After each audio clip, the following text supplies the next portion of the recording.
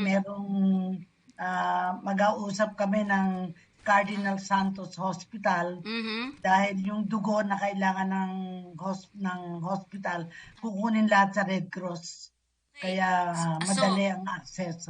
Okay. So, mas mabilis, no? Anong ospital to, ma'am? Cardinal Santos. Cardinals. Sa Green Hills. Okay, ma'am Cora, alam mo ba na ang Cardinal Santos lahat ata ng pare at madre dyan nagpapa-check up, magpapagamot? Yes. Kasi ospital yan kaya Cardinal Santos, named after Cardinal Rufino Santos. Yan. Pero ma'am Cora, nung nakaraan din, medyo busy ka. Sino ba mga kausap mo nung nakaraan? Yes. Actually, nung una, may bisita ako that Tuesday. Kaya nag-leave ako. Buti, nakaparticipate ako half an hour, no? Tapos, ngayon naman, umalis ako sa bahay ng 11 o'clock. Nakakain na ako dito. Kaya, ready na ako hanggang 1 o'clock. Hanggang 1 o'clock. So, Ma'am Cora, pabago ka ng pabago. Pabago ka ng pabago. Ha? Bakit? si Arby tuwan-tuwa sa iyo itong technician natin dito. This morning, nag-meeting ang International School for Sustainable Tourism. Si Tagabor. At nakita ko na talagang maraming activities na dapat ma-inform din natin yung mga kakampi natin, mga OFW, maka-attend ng mga seminars na yon wherever it is happening. Kaya siguro invite din kami, no, para alam natin i-announce dito, Ma'am Cora. Katulad nung may seminar ng hilot, baka meron mga gustong mag-aral ng paghilot, kailangan dalawa kagad para yung isa tuturuan, yung isa ang magiging pasyente. So maganda yun, ma'am, siguro paabot mo sa amin ma'am, para sa mga invitation. Yes. At saka yung tatak ng sasakyan, di ba? Yung para yung baka may mga OFW na gustong bumili ng sasakyan na parang panghanap buhay, yung jeep na pinromote ko sa aking radio, bibigay ko sa yung number. Okay, para ma-interview din natin, ma-interview, yes. Yun. So, Ma'am Cora, may AI ka rin na kausap nitong nakaraan, Yung AI, Ma'am Cora. Yes, nag-meeting kami, AI. Ngayon, gusto nila makatulong yung mga nangangailangan ng may mga drug-related na cases. Kasi alam nila, kailangan may tutulong na insurance. Kasi mahal Kaya they're still working out. Pero yung binigay sa akin ng number ni Philip na-interview namin, nandun ako doon kami nagkita sa EDSA Plaza. Yes, kasama si Lucy Lasso. Kaya nakukuha ko pa. Bibigay ko din sa'yo para ma-interview. Yan, okay, maganda yan. So, Ma'am Cora, yan, nako, ang dami natin iba't ibang issue pa rin itong mga nakaraan. Yes. Kasi ang pag-usapan natin, Ma'am Cora, ang mga OFW kasi ay nasa ibang bansa, di ba? Ngayon, may mga naiiwan dito. Ang usapin ngayon ay long distance relationship.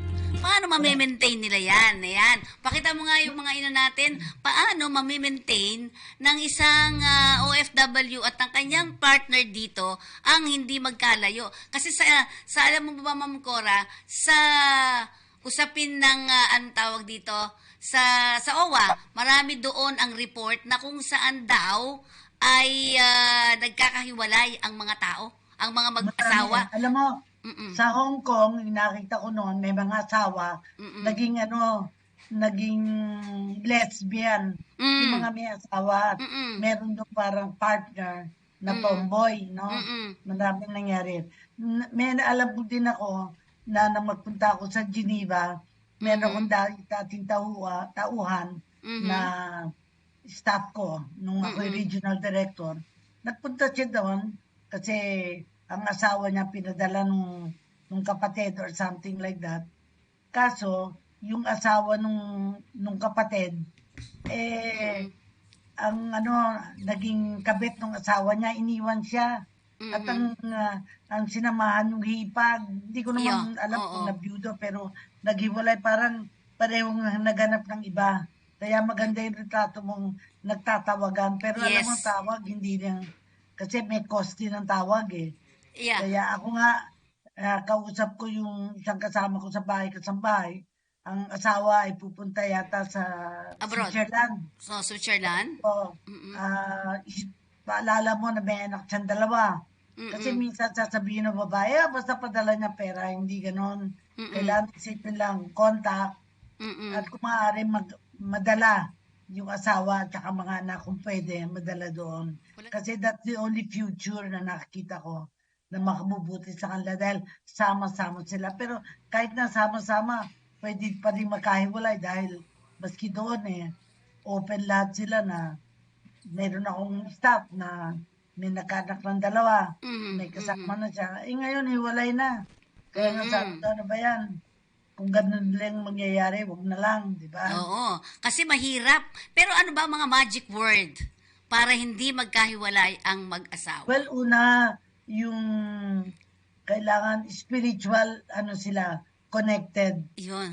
Kasi pag nawala ang spirituality, naiisip nila, ay, allowed naman ito na kahit may dalawang asawa o kabit, ang isipin nila yung mga anak, magiging happy ba yung mga anak pag ganun. Yun. Okay, ang sinasabi dito sa ating nakuwang research, sabi niya, ano bang dapat gawin, di ba? Ano ba ang dapat gawin para hindi magkahiwalay ang mag-asawa o magkagalit? Well, yung maintaining contact, nakita ko Yes. yung mo na may telepono. Mm-mm. Pero at saka yung planned visits, kumbaga dapat annually looking forward. Kaso minsan, hindi alam ng babae, umuwi pala yung asawa Yes. sa ibang kandungan. Yun, So, yung nangyayari isa. ba? Para alamin kung anong paghahanda na gagawin. Kasi dumating siya sa airport, hindi nagsasabing asawa. Yung lalaki usually, yung lalaki hindi nagsasabing dumating na siya. Yes, So, oo. naghihintay yung babae, yung pala nando na. Yes. Nakauwi na, hindi Okay. lang nagkapaalam. Para, Nasa ibang kandungan. yes, ma'am. Ang una pala dapat, dito pa lang, Ma'am Cora, mag-uusap na sila. Yes. Di ba?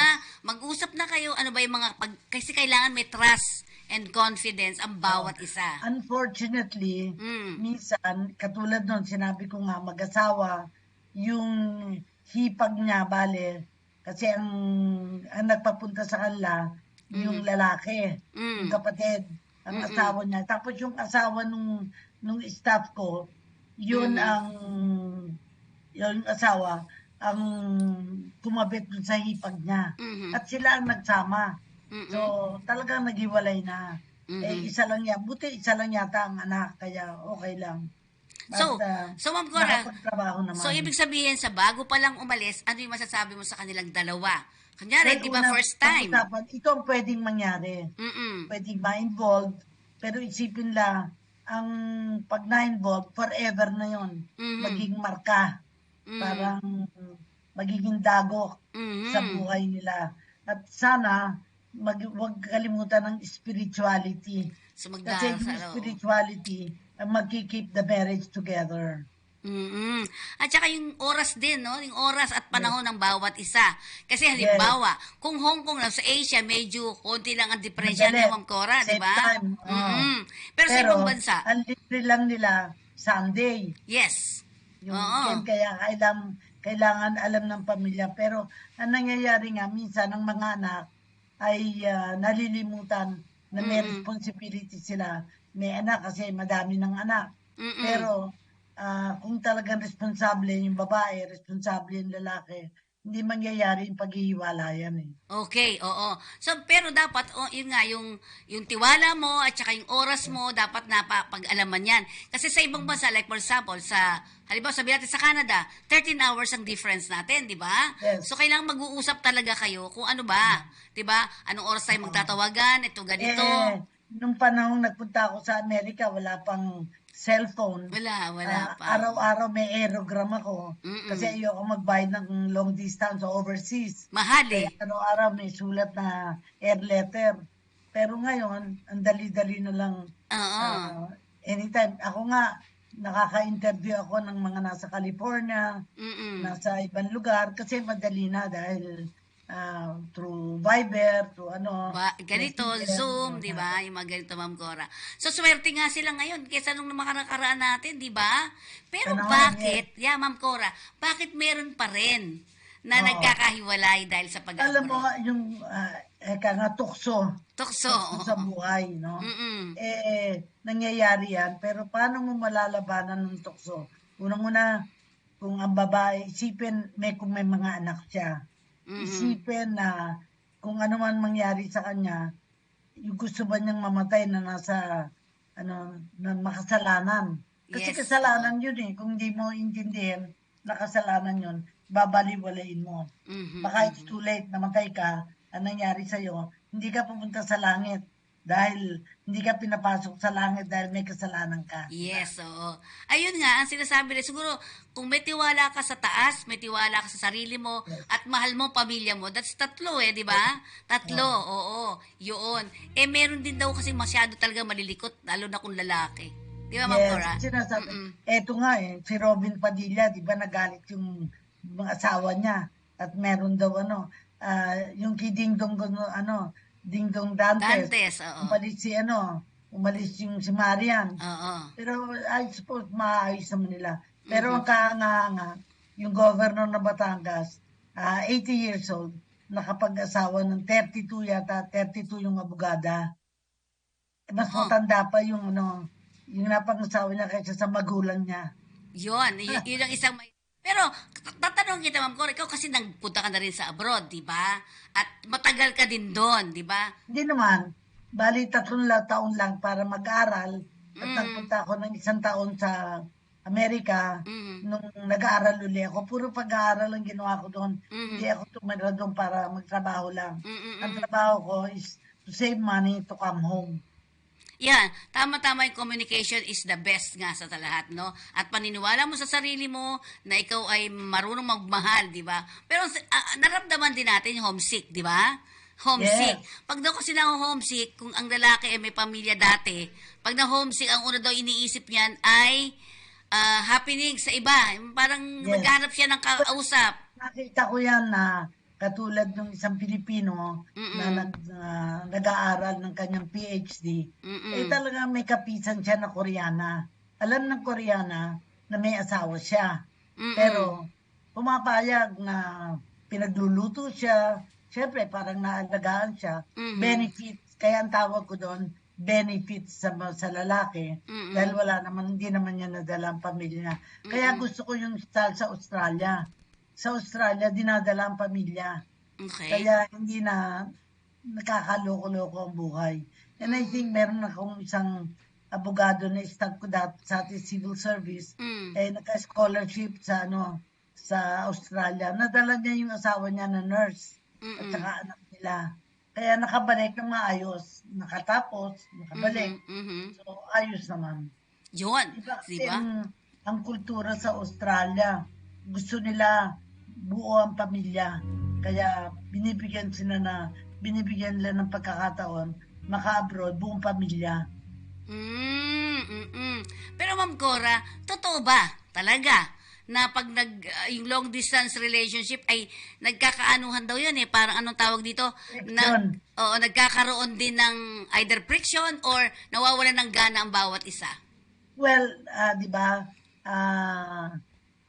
the heart grows fonder pag nagkakasama. Kaya I still feel planned coming home. Kaso minsan uwi ang asawa, yung lalaki. Pag uwi niya iba pala. Bakit may ganun, Ma'am Cora? Sa tingin mo, ano ba yun? Mentalidad o ano ba? Unang-una, walang nag-guide. In other words, kung alam ng mga magulang na pwedeng mangyari ito, tutulungan para ma-ensure na hindi. Kasi there will always be temptation. Yung paglaban sa temptation is the challenge na nilabanan. Ang daming pelikulang ganyan, di ba? Lalo na sa mga foreign films na nakasama. Yung isang napanood ko yung tumutulong sa kanya na parang nagtatrabaho sa polisiya. Nung magkataon ng asawa niya, doktor ang asawa niya, malayo sa kanya, nagkaroon sila ng affair. Pero Okay. nagkabalikan din ng mag-asawa dahil at the end of the day, sila pa rin hindi naman ano. Pero yung one, naka-affair, I guess that it can happen to have an affair. Yun. So, is it normal? Sa lalaki daw? Well, normal yung challenge, yung bang temptation. Pero yung to succumb to temptation, Yes. it means you're either strong because you have spiritual values or binavalue mo ang family mo. Ayaw niyang masira. I Yun. remember I had a professor in social work. Nung husband niya mag-aral sa abroad at attorney, sabi niya, okay lang magkaroon ka ng affair, huwag ka lang makakasakit. Kasi baka ang uwi mo dito ay sakit. Sinabi din niya sa akin yun Okay. yun ang bilin niya. Oo. Ma'am Cora, Kasi ang mga lalaki may needs na sabi nga eh. Oo nga. Tama. Tsaka minsan may mga macho effect din, Ma'am Cora? Di ba? Yes. Macho minsan eh. Pero At ako, saka minsan, ang babae tukso din. Kasi alam na, halimbawa, lalo na kung yung I remember isang nurse na kaibigan ng kapatid ko, meron siyang doktor na nagustuhan. Talaga pinagluluto niya. Binibigyan niya ng pagkain. Sabi ko nga nakuha sa pagkain. yes, Sa totoo kanluto. yan. Oo nga. Pero, alam mo, Ma'am Cora, eto yung mga kwento, ako din, naranasan ko din naman yung mga ganyan dahil yung husband ko naman ang malayo, di ba? Pero ako din nakakaramdam ako sometimes. Nang parang Lungkot. wala na, yung lungkot at saka, hindi yun eh, yung parang, parang pag long distance, nawawala din yung loves mo. Iba. No. Naramdaman ko yun. Sa akin, nangyayari din yun. Miski sa mga magkakaibigan, nagkakatampuhan. Oy, ba't mas may panahon ka? Like, kung meron akong mga kasama ngayon na marunong ng magmadyong, sila na ang barkada kasi sila marunong. Yung iba hindi marunong. Yung iba naiinggit. Gusto na rin mag-aral ng madyong para makasama-sama. Hindi ko mapigil na yung iba talagang gusto kung pwedeng yung Huwebes. Ang sabi sa akin, Yeah, pwede ba oo. bigay mo ang Huwebes sa amin para may panahon ka sa amin. Totoo. Wala. Katulad ngayon, nagpatawag ang Red Cross, Oo. 2 o'clock. So, siyempre, iiwan ko kahit may appointment ako. Sila yung unahin ko ang Red Cross. Yun. Nag-meeting kami.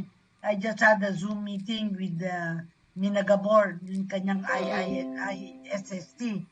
Tinatanong kung pwede ako mag-vice chairman. Sa ko hindi pwede kasi vice chairman ako ng Red Cross. Ang hirap na maraming iniintindi. Tama na lang yung miyembro. Dito nga sa ating kakampi, ayoko mag-absent dahil isang nakakausap natin dito ay yung mga OFW na maaaring mangailangan ng tulong. Yes. At kung pwedeng matulungan natin, nakakatulong na ako sa programa mo. Yan. Yun na. So, Ma'am Cora, sinasabi nga sabi nga nito si Jinky mas mabuting wala ka na lang asawa kaysa meron. Well, hindi naman. Kasi pag wala kang asawa, hindi magkakaanak. Pero sa age ko, hindi naman ako magkakaanak. Kailangan, meron ka mga kaibigan na lalaki, meron ka mga kaibigan na babae, at ito, may kagrupo ka. Like, for Yes, instance, oo. yung mga kagrupo ko sa Philippine Quality Award, na mostly mga lalaki, pero nakasama ko at nakadaupalad natin, aktibo. Of course, depende sa edad, may mga nagkakamatay na lang. Nabalitaan ko yung isa namatay, hindi na napuntahan. Yun. Yung dating si Manny Alba, na dating sa budget, namatay, hindi ko na nga napuntahan dahil busy din ako, kaya conflict. Alam mo, pag conflict sa radyo, inuuna ko radyo. Dahil ang radyo, ako yun parang gusto ko yun, kaya kahit na postpone ako nakakapunta, Hinahanap-hanap mo rin sometimes, di ba? Di ba? Yung pero ganon. mas gusto ko na makapunta sa mga patay. Sabi nga sa akin ni Boy Navarrete, bakit pumupunta pa sa mga patay? Sabi ko, para maalala na merong pinagsamahan. Yun, Diba? sa Kaya bagay. kahit papano, pumupunta, umaabuloy, at tayo naman buhay. nakakatuwa naman na kahit paano ay buhay pa tayo. Ma'am Cora, pabata ka daw ng pabata, sabi. Hindi naman. Medyo, in fact, hindi nga ako po nakakapunta kay Boy Navarrete. Pag pumuti ng buko, kailangan bumalik na. Magpagay na. Yan. So, Ma'am Cora, ang sinasabi nga ito, pakinggan mo po yung RB, nandiyan na ba yung kay DSWD? Yung kay Yusik Punay? Ha? Tingnan mo nga kung makukuha mo pa. Kasi ito ay magbibigay daw ang ating DSWD sa ibang mga probinsya na medyo mga sobrang naghihirap na. Okay? Okay na, be? Yusek ba daw? Undersecretary? Yusek Punay. Ating mahal na Pangulong, Bongbong Marcos. Ang DSWD po ay talagang full force at lahat ng resources namin ay aming ginagamit para matulungan ating mga kababayang mahihirap. Lalong-lalo na po yung mga nagugutom. No? May program po tayo na flagship ni President Bongbong, ang Walang Gutom Food Stamps Program, na talagang naglalayo na wakasan ng gutom ng ating mga kababayang mahihirap. Magsisimula na po ito ng full-scale implementation sa July. 300,000 po ang ating unang na families, ang ating mga unang beneficiaryo. This is nationwide na po, 10 probinsya, 10 region, 21 na provinces. Dito po ang target natin ay 1 million talaga, 1 million families nationwide. Gradual lang po, 300,000 this year, next year 300,000 ulit. Sa final year, 400,000. So ito po ang mahigpit na bilin na ating mga Pangulo, ang wakasan natin ang gutom ng ating mga kababayan. Sir, yung sinabi Yusek Punay, si ano to? Opo. Dating secretary ng DSWD. Hindi naman tayo nagkita, bata ka pa. Yes, oo. Kasama tayo dito sa tumutulong sa mga kababayan naman natin na nangangailangan ng tulong pinansyal or medical sa mga hospital po natin na walang pambayad ng bills, ng mga hospital bills. Mayroon po tayong programa dyan, ang Assistance to Individuals in Crisis Situation or AICS, na tumutulong po sa ating mga kababayan na kailangan ng pambayad sa hospital, kailangan ng pambayad sa pulinarya, kung namatayan ng pasyente, at iba pang mga tulong. Ito po ay priority din ni President Bongbong Marcos, kaya tinaasan po ang pondo nito. 36 billion na po this year ang pondo niyan, kaya mas marami pong matutulungan. Natutuwa ako dahil maraming lumalapit sa akin at sa pamagitan ni Fe, magko-connect sa'yo kasi gusto ko na ang feeling ni Fe, may kakampi din siya sa DSWD. Oh, yes, Ma'am Cora. Kasi wala na ako sa DSWD. Pero, Ma'am Cora, kilala ka pa din di ba? Kasi may mga picture din pala kayo doon. Yes. Oh, isa-isa. Proud na proud ako. Naging regional director, naging secretary, siyempre nandun. Pero wala na tayong masyadong kakilala doon. Kaya katulad mo, Fe, na meron kang programa, magandang fini-feature mo sila katulad ng pinakita mo. Okay.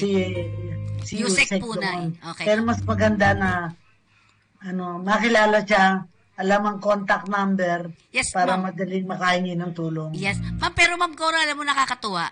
Ito lang. Kasi may isa tayong nangangailangan talaga ng tulong. Pinadala natin doon. Ang bilis na process, nakahingi siya ng 150,000. Yes. Diba? Pero, yun nga, wag natin sabihin na hindi nakakatulong ang ating pamahalaan din. Di ba, Ma'am Cora? Yes. Nakakatulong din siya, basta alam lang.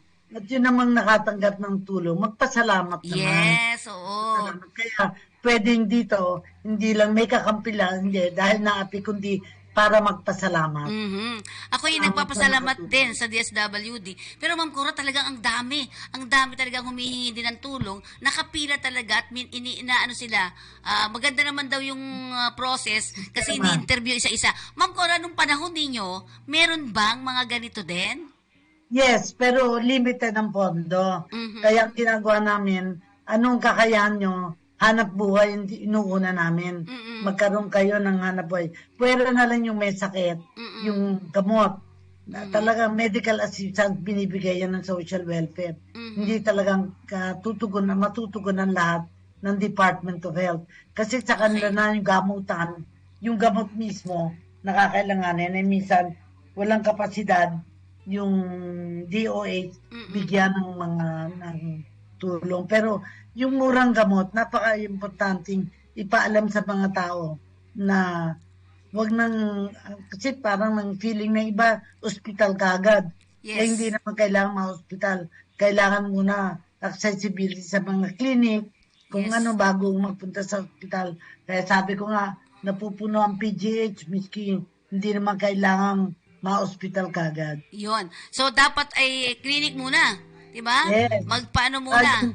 Kailangan may kakilalang doktor sa lugar nila na kilala sila na hindi lang sila yung nagreklamo na may sakit sila, yung pala ayaw lang nilang magtrabaho.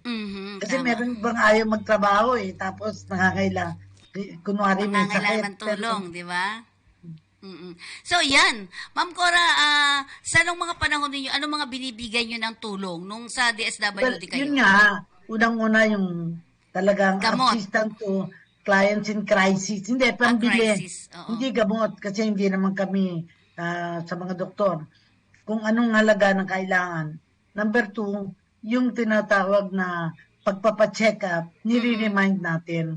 Kasi hindi naman kayo pwedeng ma-hospital kung di kayo nagpa-check up kung anong talaga sakit.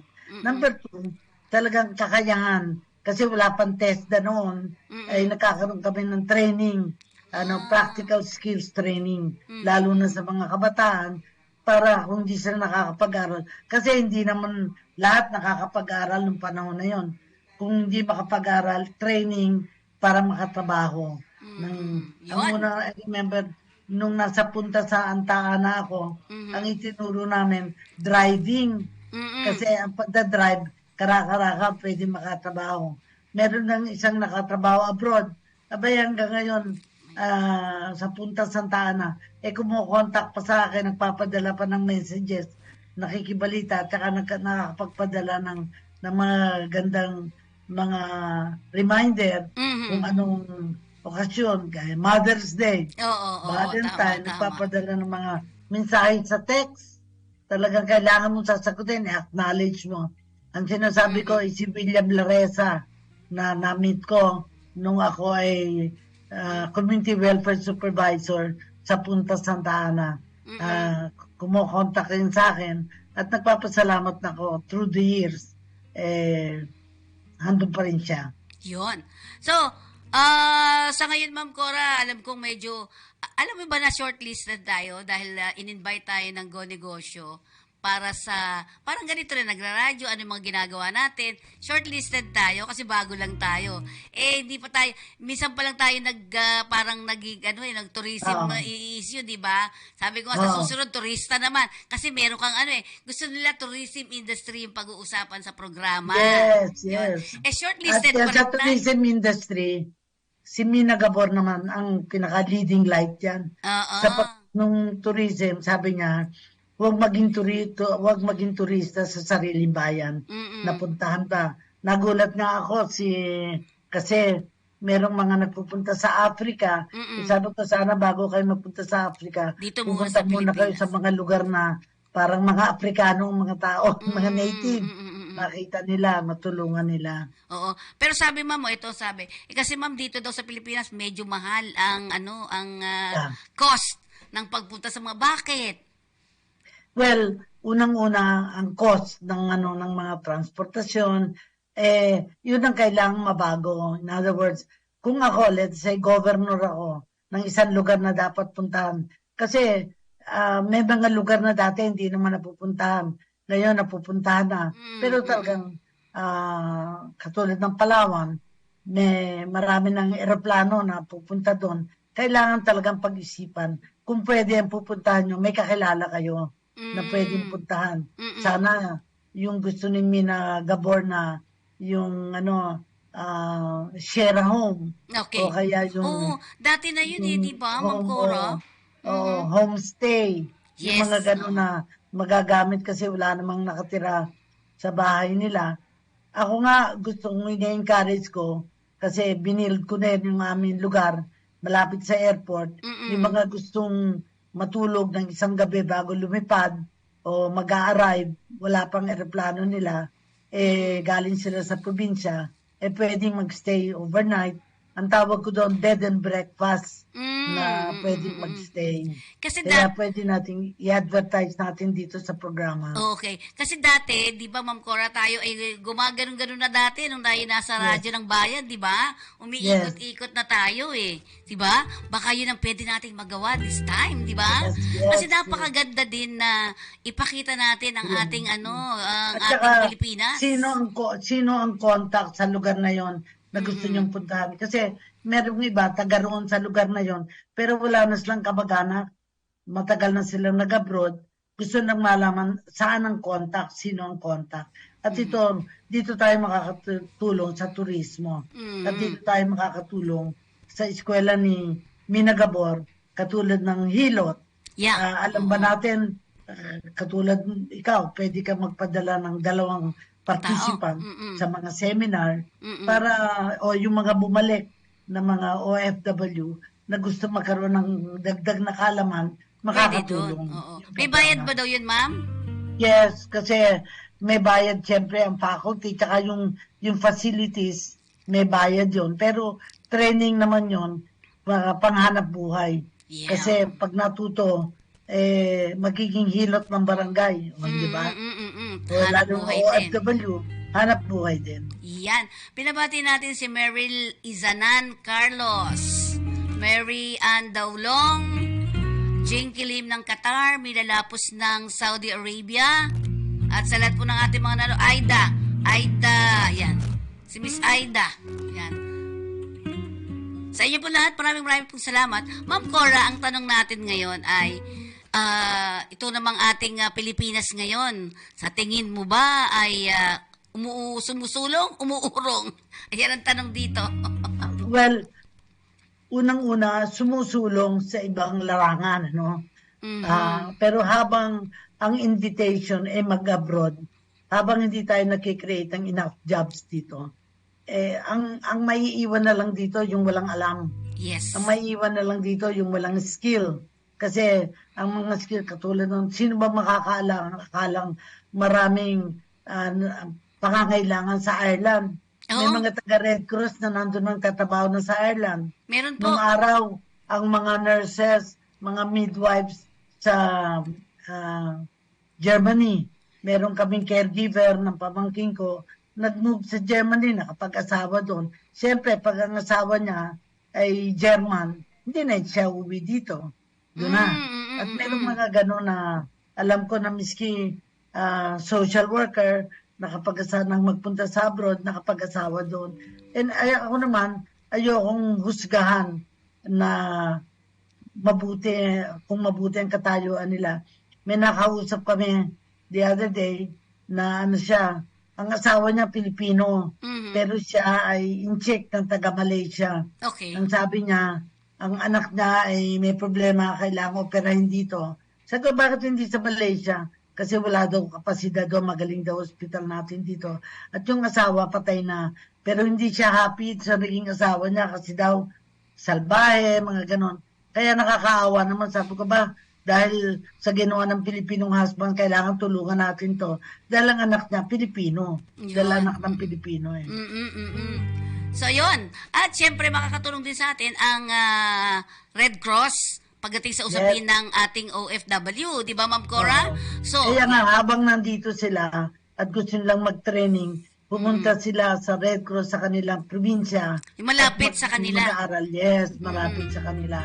At kung pwede mag-membro sila, dahil makatutulong na kung kailangan nila dugo, kung kailangan na, meron silang malalapitan. Miyembro na sila, yes. Yun, okay. At syempre, ito, ang alam ko pag nasa ibang bansa, di ba, Ma'am Cora, ang isang pinaka-importante, yung halimbawa may konting problema, yung mga pamilya pwede lumapit sa Red Cross, pahanap ko yung aking paano nga ba yun? Sa bawat lugar, yes. Tapos, dito din, meron kaming programang Restoring Family Links. Yung mga hindi na makontak mga kapamilya nila, ay pwede lumapit sa Red Cross all over the country. Kung saan may chapter, tanungin kung saan makokontak yung kapamilya nila. Baka sa Romblon, baka sa kung saan sa Mindanao, pwedeng makontak to the Red Cross. Yun, okay. Red Cross or Red Crescent, right? Hindi, ang Red Crescent, sa countries na Muslim. Mm-mm. May Red Crescent tawag nila societies. Pero tayo Red Cross lang dahil at it has nothing to do with religion. It is more to do with yung kanilang kultura na. Yes, dahil doon wala naman silang cross sa iba, yung mga Muslim, di ba? Yes. So, Correct. Ma'am Cora, ano ka ba daw dito sa Red Cross dahil parang nakikita-kita ka nila sa Red Cross talaga eh. Yes, Hindi. Ma'am Cora. Dati, the member, naging Secretary General ako dyan. Yes po. Noong 2006 to 2009, 3 years yun. Tapos, naging governor ako at naging secretary, yung pagiging governor, secretary ng board. After that, natapos ako itong last year ay bali 2003 naging vice chairman ako kay Chairman Gordon. Pero dahil nagkasakit ako, na-opera ako, medyo nawala ako ng halos kalahating taon at kalahati pa rin. Ilang taon lumalakad dahil nagte-therapy ako hanggang January. Pero sa akin, ang good health is very important. Kailangan healthy. At kung hindi ka healthy, delikado. Kaya kailangan, panawagan ko sa mga taong humaharap sa mga pagsubok. Isang pagsubok yung pagkakasakit. Yes. Pero yung paggaling ay isang challenge din na sundin ang mga payo ng ospital, doktor, at kung kailangang therapy, hanggang kailan, sundin yon. Pero siyempre, kailangan may pera pag magkasakit. Huwag niyong isipin na murang magkasakit. Hindi murang magkasakit. Ayoko sa magkasakit. Kaya nga Kaya kasama na dito ang dasal na huwag magkasakit. Iyan. At siyempre tinatanong dito, ma'am, ilang taon ka na ba? At parang di ka nagbabago. Well, 82 years old na ako. Born 1941. 82? Mag-83 na. 82. Parang magkamukha lang tayo. Sa August 6. August 6. Ang August 6, Feast of the Transformation. Yan. Kaya dapat we are transformed in terms of what we're doing for the good of the people. At kailangan talaga isipin natin anong makabubuti sa pamilya, sa kaibigan, sa mga kapwa Pilipino, paano makakatulong. Yan. Pag-usapan natin ang mga senior citizen. Dahil Ma'am Cora, hindi ka pa... Pero sabi dito, hindi ka ba nakakalimot? Parang gano'n. Ano kung matatanda mo, ang dati nating kaibigan dito, talagang pati apelido. Di ba yung namatay na, di ba, Ambassador Terona? Ay, Diyos ko. Ay, ingit ako sa inyong dalawa. Kahit natin yung anak na si Eileen. Nakita ko na nung siya ay hindi na nagtatabaho, naging isolated na siya. Na siguro naka-apekto. Kasi dapat huwag kakalimutan mga kapamilya, kaibigan, at makakatulong to para huwag makalimot. Ngayon, uso na rin na merong mga kakilala tayo, may lola pa, may mother pa, at may mga anak siya, at may mga apo. Kayo imagine, ang level na yon. Sobra, no? Lola niya, mother niya, siya, anak niya, apo niya, parang 5 generations. Ang galing. Ay, dati din naman nun, lola ko din nun Ang dami rin 120, Ma'am Cora, nang isuwi mo wala. Pero sabi nila, ito sa pinag-aralan daw natin, dapat generally, senior citizens are more talkative. But the doctor says it's good. See report. At sabi niya, dapat daw talaga nagsasalita. Ma'am Cora, para hindi makakalimot. Dapat may kausap. Kasi kung salta ka ng salta, para iba kang naman ibon. Tsaka iba yun. Baka mamaya sabi nila iba na yun, iba. So, Ma'am Cora, kailangan talaga may kausap. Di ba? Yes. Kung pwede, kaya nga nauso yung caregiver. Pero yung caregiver na yun, parang dapat may pang-unawa. Anong iniisip ng matanda, tinuturuan para tatanungin, anong pangalan nyo? Para i-remind. Meron akong isang caregiver na sabing kinakausap niya. Minsan daw, dementia. Minsan daw, hindi naman. So, depends on how you approach the problem. Kasi kailangan daw lagi tayong may kausap, tama? At lagi nagsasalita para hindi nakakalimutan natin. Yung isang kakilala ko, basa siya ng basa. pero hindi nakatulong sa kanyang basa-basa, nagkaroon din siya ng demensya. Oo, kasi hindi ka nagsasalita ron, di gumagalaw yung mga ganito mo di ba, Ma'am Cora? Oo, mata lang, kasi Oo. binabasa lang. Tapos nakakaroon din pala ng depresya kapag lagi kang nagtitingin lang ng gano'n, hindi gumagalaw naman ito. Yon ang sinasabi. At syempre sabi nga, pampaalis din daw ng stress, Ma'am Cora. Ang nagsasalita ka, nakipagkwentuhan ka. What Tapos is it? yung tinuturo din, di ba? Ang mga seniors, nagzuzumba, Yes. nagbo-ballroom, yung mga hilig. Pero kailangan hilig mo. Minsan kasi, paano mo magiging hilig kung may bayad naman? Kada punta mo dun sa may bayad wala kang pera. At saka yan din, kailangan may naiipon. Yes. May naiipon ng mga seniors para kung anong gusto nila, magawa nila, makain nila, ng ayon sa kanilang kakayahan. Yun. Dito may tanong sa atin. Sabi niya, retired na siya. Kailangan ba lagi magpapahinga na lang yan? Yung mga retirado daw. Si Ma'am Cora po, tingnan nyo. Pwedeng magpapahinga sa trabaho, pero hindi magpapahinga sa mga interes na pwedeng pagpatuloy at sa mga kakilala, kasamang kaibigan na makatutulong na hindi makalimot. Kasi minsan nakakalimot ka, kaya gagawin mo, tatanungin mo sa kasama mo, ano nga yun? O, hindi natutunan mo. Pero Ma'am Cora, nakakaramdam ka rin ba ng parang... Limot. Nakakalimot ka rin ba? Lalo na na-operahan ka. Tatanungin ko ang pamangkin ko, nalilimutan din niya. Sino yan? Sino yan? Dina. Si Miss Dina. Hello, Miss Dina. Kamusta ka na? Nakakatuwa. Pero, kasalukuyan nandito kasama ko natutulog. Ako naghahanap buhay pa na walang sweldo. Pero, Ma'am Cora, bakit nga ba nakakatsatsag... Ay, sorry pardon the word, nagtsatsaga ka sa ganitong mga klase? Bakit? Well, sa paniniwala ko, na makatutulong sa akin ng kaalaman, number one, sa pagkasali ako sa iyo sa kakampi, yung mga problema ng mga overseas Filipino workers. Nakita ko, hindi naman taga DMW tayo, Department of Migrant Workers, pero sa pagitan ng NGO katulad mo, naging kakampi ng mga overseas Filipinos, nalalaw naman natin ang problema nila at nakakatulong tayo somehow sa ating pag-uusap, pagninilay. At nagtatanong, maraming nagtatanong, pero minsan ang nahirapan ako, yung nagtatanong na nagpapatulong, anong tulong? Tulong sa PCSO, tulong sa pag-enroll. Ngayon lang, may kausap ako, nagpapatulong sa eskwela ang pag-aaralan. Sabi ko, alamin niyo kung sino ang presidente ng eskwela. Baka sa masulatan. Kasi sa PUP, naging member ako ng Board of Trustees. Yung time ni Chairman Likwanan, Tati Likwanan. At sabi ko, maling nakatulong din yun na may mga kakilala ka sa mga paaralang pinupuntahan ng mga estudyante na kailangan makapasok. Pero yung mga hingi ng tulong para maka-access sila sa DSWD, kailangan alamin kung sino mga nandoon kakilala. Yan. Hanapin ko. Ma'am Cora, hanapin ko para bigay sa'yo. Pero maganda rin.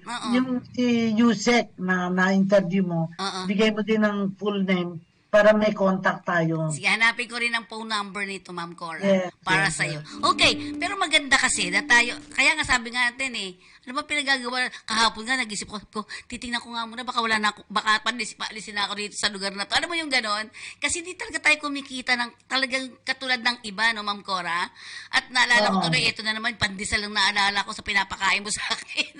At hindi, tuwing makakausap ko, naalala ko yung mga pinapakain mo sa akin So, yun, Ma'am Cora, ibig sabihin, kontento tayo sa ganon, right? Diba? Simpleng buhay. Diba? Pero sometimes, pagka diba? Minsan may problema din, no? Pero sometimes, ito yung pag nakagawa tayo ng maganda sa kapwa natin. Ang sarap ng pakiramdam. Diba? Ako nga, hanga ako sa'yo kasi yung organization mo, nagpatuloy nang nagsimula. Ako may mga organization parang nawala na. Dahil wala nang pagsweldo, wala nang pera. Ako nga po alam mo, ang ano ko doon, ang idol ko, ikaw yun . di ba? Di ba? Kung hindi dahil sa'yo, siguro iniwan ko na yung kakampi ng mga panahon na yun, Ma'am Cora. Bakit? Di ba nagbayad tayo ng renta? Oo. Ng 10,000 a month? Oo. Bakit? Ano lang, nagpapakonduct ng seminars kung sino-sino yung mga pinipilit na mag-attend ng seminar para magkaroon ng pera ng 10,000 a month pang renta. Napakahirap po, pero napakasarap din sa buhay.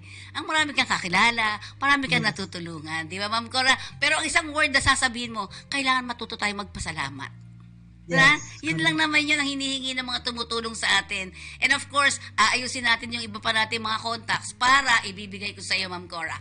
Di ba? Yes, okay. So, Ma'am Cora, ngayon ano nga, kayo ay magmi-meeting dyan at bago tayo matapos. Oo, magkakaroon ng tie-up ang Philippine Red Cross with the Cardinal Santos Hospital. Para sa mga blood. Para sa mga blood requirements. Kasi And hindi ko pa alam ang detalye, pero pag nalaman ko na, pwede pag-usapan. Pero Ma'am para Cora, makakatulong. tama yan kasi ang hirap din ng walang contact ka. Diba? Yes. Yung kailangan mo na wala kang makuha kagad-agad. Kailangan alam lahat. Oo. Sino ba ang pwedeng kausapin doon? Palagi kong tinatanong, alamin nyo kung sino ang Pangulo ngayon, kung sino ang in charge ngayon. Yes. Dahil ako nga, hindi ko na alam kung mga heads ng mga social service department sa mga ospital. Oo. Buti ako, chairman ako ng ethics committee ng National Kidney. Doon, alam So mo may lahat. access tayo sa ospital. Oo.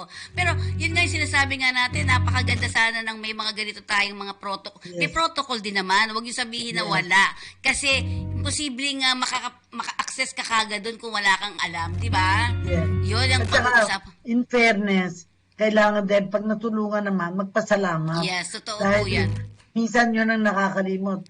Sinasabi namin, miski sa driver namin, kapag humingi ng tulong, humingi ng direksyon, minsan nakakalimutan mag-thank you dahil binigay impormasyon. Pero minsan naman talaga, mali-mali ang binibigay na impormasyon. Hindi ko rin ma-blame. Bakit ka magpapasalamat sa hindi naman alam? Oo, Diba? tama. Yun. At siyempre sabi nga natin, medyo matapos na naman ang ating programa. So Ma'am Cora, congratulations din sa'yo dahil siguro ako, isa na ako dun sa nagpapasalamat sa'yo dahil nga eto, dire-diretso pa rin tayo. Kahit medyo hirap, pero andyan pa rin tayo, no? Ma'am Cora? Oh, I remember, sabi mo nun, teka muna, nag-aanap muna tayo ng pera para may pagpatuloy yung programa. Totoo Well, yan. darating at darating. Sabi nga ni Rolly Quintos noon, darating ang pera. Kaso, habang hinihintay mo, Parang nag-worry ka kasi walang pera. Kahapon nga sabi ko, baka ubus na yung pera dun sa, kasi siyempre nag-ano ka bahay, binabayaran mo, ganyan. Kinakabahan ako. Sabi ko, Diyos ko, gano'n. Tapos sabi, hindi, may 100 ka pa. Makakahanap ka pa. Oo. So, Saka tayo, you got funding from Ford Foundation. Oo. Kailangan talagang makilala tayo ng mga foundation na makakatulong. Yes. Meron ng Japanese organization na pasulpot-sulpot na pag nandito, ka-meeting namin. Pag walang ka-meeting. Siguro, at sana nga ay makakuha tayo pala ng mga sponsors natin Yes. para tayo makatuloy-tuloy pa rin sa mga... Kasi, Pati yung maging member ng kakampi, yung mga OFW na gustong tumulong sa mga naaapi, maliit na halaga na pwedeng i-contribute nila, makakatulong para palaguin. Kasi ang kailangan natin, ayaw natin lumago yung mga naaapi. Gusto natin lumago ang kakampi. Yon. Kasi pag ang mga naaapi na natulungan, magiging kakampi. Yan. So, Ma'am Cora, dahil maganda ka ngayong araw na ito, mukhang bumata ka ng 20 years, no? Maraming pong salamat sa inyo. At sana nga ay habang pa ang mga buhay natin para lalo tayo makatulong sa hinaharap, lalo na sa ating mga needy person tulad ng mga OFWs. Ma'am Cora, huling hirit. Well, palagi yung sinasabi, magagawa natin ang lahat ng bagay kung di tayo nag-iisa. Yes. Kailangan magtulungan tayo at harapin natin ang katotohanan. Hindi madali ang buhay. Pero pag ang attitude natin ay maganda, dahil ang feeling natin, kung may naaapi, may kakampi, kayang-kaya natin mabuhay. Yon. Sa tulong ng iba. Maraming pong salamat. Ito po ang inyong lingkod, Fenny Codemus. Nagpapaalam po sa inyo at hintayin natin ang ating Chinoy Public Service. Thank you. Maraming salamat, Ma'am Cora. Yes, thank you. Salamat po. bang ating pinagmulahan sa iisang bayang sinilangan, mga islang biyaya sa pinagpala